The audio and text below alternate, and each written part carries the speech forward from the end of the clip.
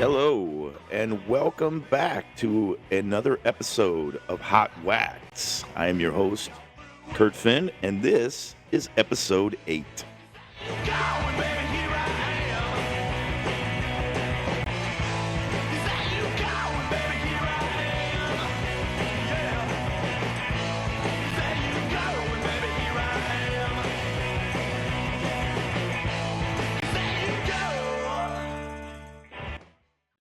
On episode 8, we're going to be diving into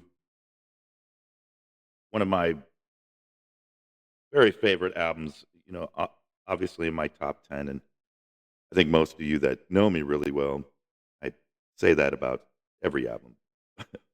But I do, I mean it. I really love this album. This album was released on March 5th of 1971 on Island Records by the great Nick Drake. It is his second album, Bryter Layter. And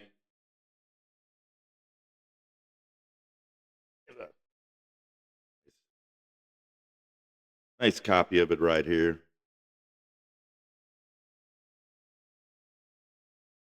This is actually his second album. His first album, Five Leaves Left, is an incredible album. But it's the perfect album for this time of year in my northern Illinois river home, where fall started to do its thing.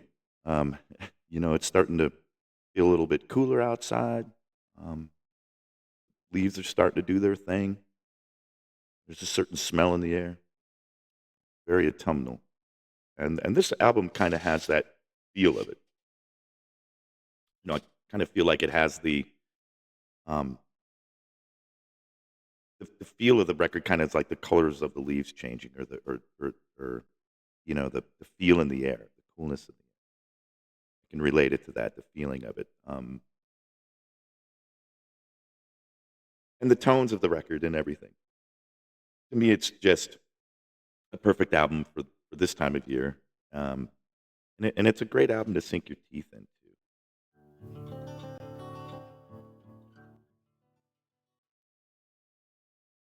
For those of you that don't know a lot about Nick Drake, Nick Drake was really great, in the late '60s, early '70s. A really great folk musician, a great singer songwriter. And what made Nick Drake so different and so unique, I think, is his voice. I mean, his voice is so haunting and beautiful. His lyrics, I mean, they're just, there's happiness in his sadness. There's glad in the sorrow somehow. It's amazing. But also his guitar playing, his chordings, his pickings, his phrasings, his tunings are really delicate, and very unique, and very, very hard, um, to replicate, to copy. That kind of what makes Nick Drake, so special, to me, and what makes this album very special. This would be his last album that he actually had instrumentation on, the Bryter Layter album. Of course, Five Leaves Left had more kind of a grittier sound, I would say.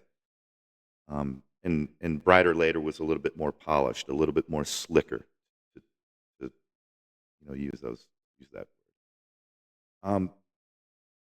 word. But Nick Drake a lot of the times pushed back against the production of his albums.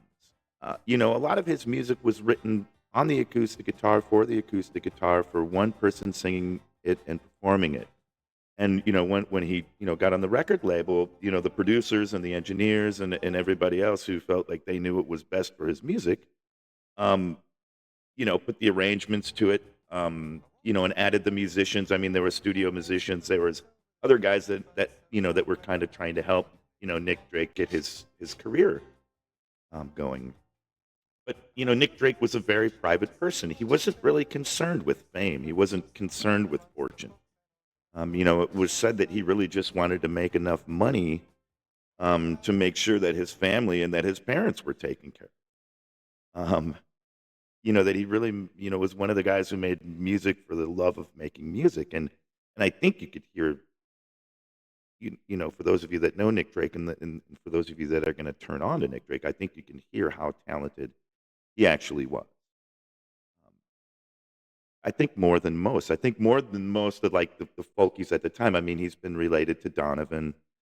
Um, some of the folkies of the time. Dylan, Loudon Wainwright. Um, some of those guys. But I think he was leagues ahead of a lot of those guys in some ways.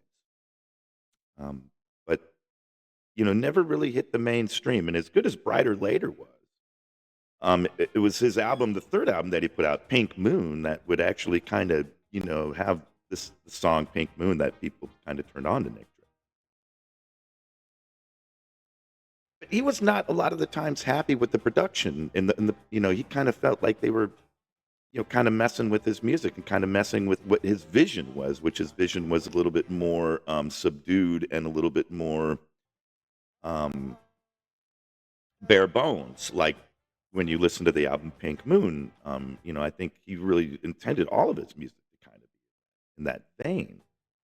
But once the producers and everybody kind of gets a hold of it, that kind of changes. It kind of changes the whole, the whole the feel of everything. But Nick Drake being such a very private and kind of introspective introvert type person, he had a lot of issues, both mentally and he just didn't seem to realize how special and how good his music was. Like, it was almost if when somebody's telling him, "Hey, this song is wonderful," he just did not take praise, and he just didn't look at himself as anything special, which he obviously fucking was more than special. The first time that I heard Nick Drake, I had heard the album Five Leaves Left, and I just thought it was incredible. And then I heard the song Which Will, and I ended up scoring at a bookstore, like swap meet type thing, a little kind of beat up copy of Pink Moon. Um, and, I had played the wheels off of that. And much like I kind of do now here in McHenry, over at the Corner Tap over at the local bar, we do a vinyl night once a month. And um, we used to do it at the Chain of Lakes Brewing Company as well. We would do, vinyl nights. And now they still do it at the McHenry Brewing Company. But when I was living in San Diego and I was in the spots, we used to do vinyl night. And, to supplement the income during spot shows, in between, I would go spin records at, some of the local pubs and clubs that we used to play at. And I was playing one night, and I was playing some, Nick Drake, Pink Moon. And, a friend of mine walked out to me. She walked up to me. She said, I didn't know you listened to Nick Drake. That's, yeah, I didn't, being in the spots, which was completely different. She's like, yeah, I fucking love Nick Drake. And the next time I spun, she had brought me a copy of Bryter Layter. She said, have you ever listened to this record? And I said, I've been looking for it. I've only heard bits and pieces of it. And that was the first time that I had, listened to Bryter Layter in its entirety when I got home. And it instantly became one of the albums that I just played and played and played. I mean, shit, some nights, the band would be, rehearsing and there'd be people over and you'd, find me locked up in my, my closet somewhere with my headphones from my turntable, running into there and kind of isolating and listening to this album.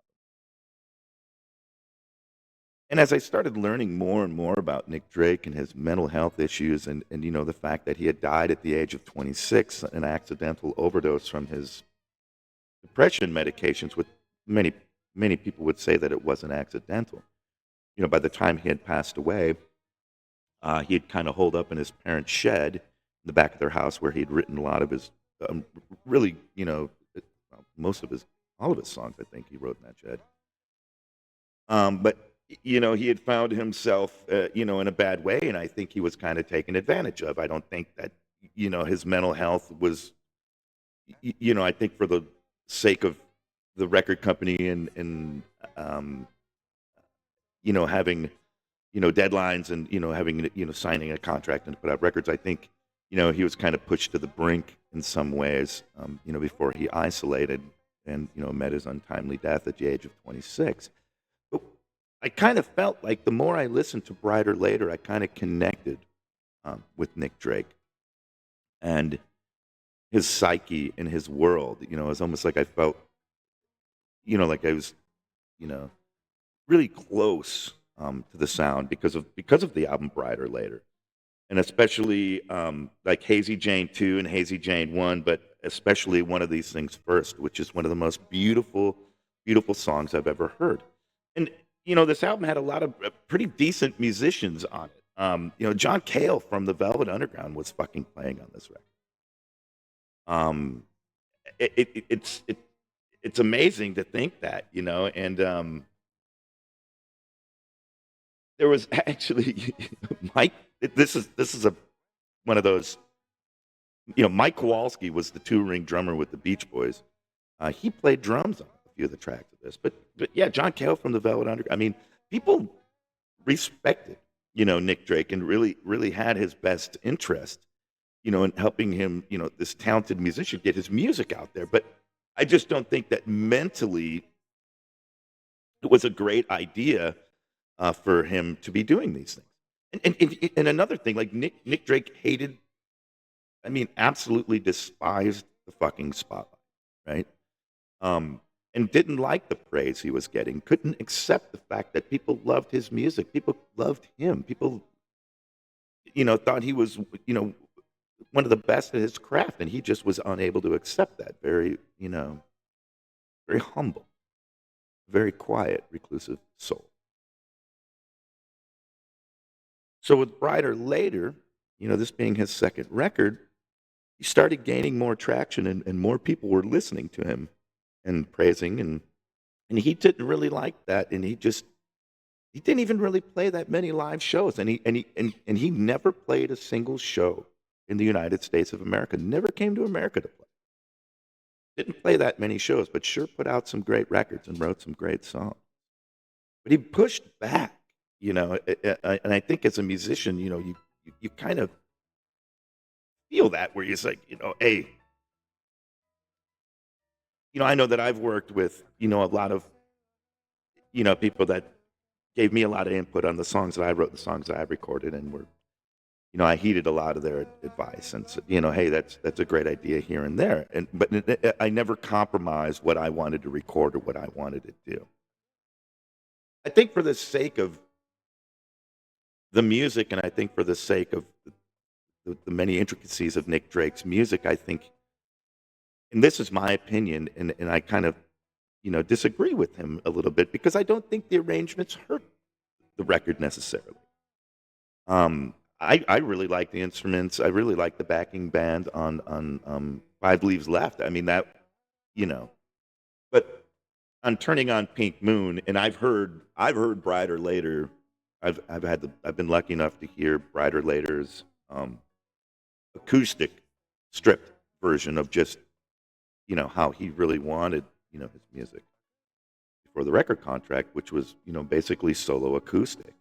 Um, but in this instance, I really like a lot of the arrangements of this record. I think it brings out the beauty and the fullness and the warmth, and just the wonderful tones of the way that the instruments were recorded, the subtle drumming, the bass playing. I mean, nothing is overplayed. It's all backing Nick, and I think that's what kind of makes this album so beautiful. It's because it is so wonderful. Just putting it on. You know, um, Maybe starting, having a fire and maybe pouring a glass of something strong and sitting back and letting this album do its thing. Man, it will put you right where it needs to, right in the pocket. You know.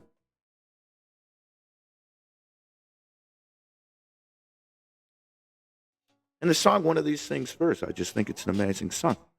I was, and when I really started being affected by Nick Drake, I was right in the middle of the spots, and I was playing a lot of really loud rock and roll, man, and I really kind of wanted to go back to my roots, and picking up the acoustic guitar and starting to play a little bit more introspective music, but that wasn't that wasn't in the formula for the spots. So we just kept motoring along. But when I moved back, to Illinois, I started taking a lot of it and putting it into some of my music. And in fact, the song I just put out, Marwa Najim, is definitely influenced by Nick Drake's finger picking and his tuning. Um, but when Bryter Layter came out, it's 1971, right? And you're in, this is a very English album, to say. I mean, I don't I don't know that it was really popular in the United States, until I think certain musicians knew that Nick Drake was special, and I think some of the greats really, uh, really respected and revered Nick Drake. But again, he was just such a recluse that he wasn't going to succumb to popularity or fame. I mean, Christ, this guy has written some of the best fucking songs in songwriter history, and he's never had a charting song. Yeah. You know, what I mean. No songs have ever been like radio play. It's astonishing. It's astonishing how something so amazing and so beautiful and so well put together has never even had a charting hit, never even made one radio.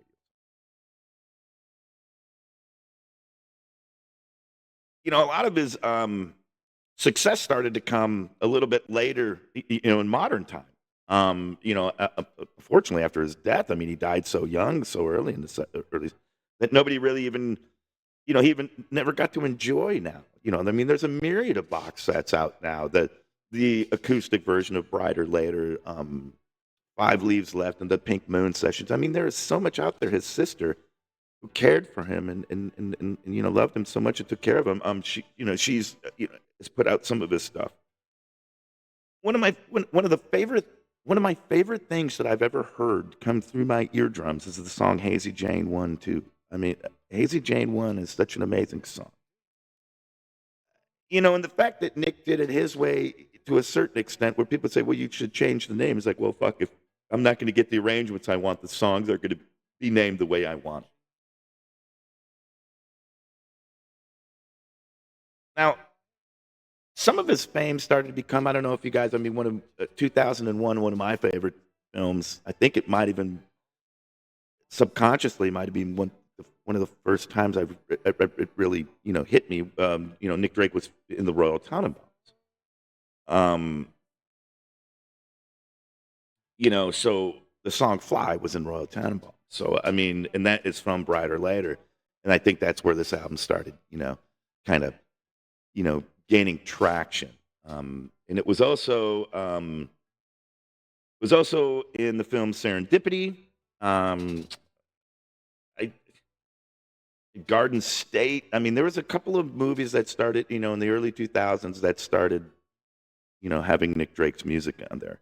And I think that's where he kind of started gaining traction. And I also think it's possible that Pink Moon might have been in a fucking Apple commercial or some of that shit. But it was good that his family, finally were starting to get a little bit of traction and a little bit of notice from their incredibly beautiful and talented and just wonderful son that they had. I think when you listen to his music, there's a certain feeling that you get, a certain feeling of truth, um, almost that you can't turn away from. It's almost like the type of music that brings you into the center of yourself. It makes you realize a whole lot of shit, about who you are, where you've been, where you might be wanting to go. For me, it was an album that saved my life. Um, Bryter Layter had come to me at a time where, I don't want to say one of my darker times of my life, but it definitely wasn't one of the better times of my life. I was having a lot of fun, maybe a little bit too much. But it's an album that kind of saved me from my own depression and my own mental health, where I, kind of realized that, it's okay to feel a certain way, and masking it with certain things might not be the answer. You don't want to end up 26 and having your last song already played. You want to make it last. So, as I dove into his life and times, it just, was a wonderful experience. And, even today, every time I put on Bryter Later, I'm the vibrations and the feel bring me right back to where I was when I first heard this album. The room, the bedroom that I had, the studio where we were living, and everything that I was doing brings me right back to that place. And it also brings me, to a very um, calm uh, and surreal place, where everything seems to be okay. So, with that being said, the one thing I can tell you is please go out, if you haven't already, and if you're not a fan of Nick Drake, go out and get this album, Bryter Later, and, let it sink in. And after you get this, man, pick up 5 leaves and get Pink Moon, because he only did 3 albums, and all 3 of them are fucking amazing. I mean, 3 of the best albums that somebody's ever put out in a row, I would say. I mean, there's a lot of box sets and everything out there, but it's always cool listening to the archives. But the physical albums that he put out are just incredible, and I can't tell you enough good things about Nick Drake's 1971 release, Bryter Later.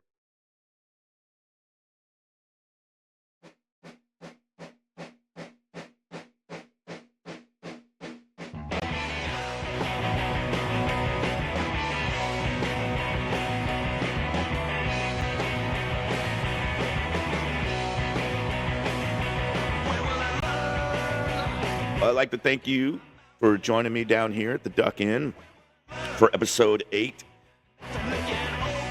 of Hot Wax as we talk vinyl together. It's an amazing time I get to spend, and I'm really enjoying doing it, and I really enjoy all the new likes. So, as the young kids say, smash the like and subscribe for me, please.